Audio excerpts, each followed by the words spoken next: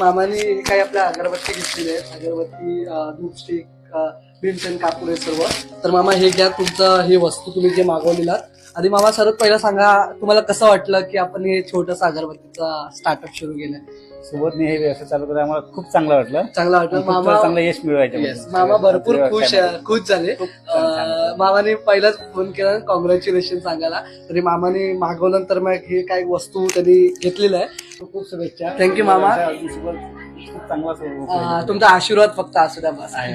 तर मामा हे वापरून बघा, खूप आवडेल तुम्हाला. फुल रिझनेबल रेट मध्ये आणि अगदी एकदम घरात सुगंध असं हे दरवळ गॅरंटी आहे आपली.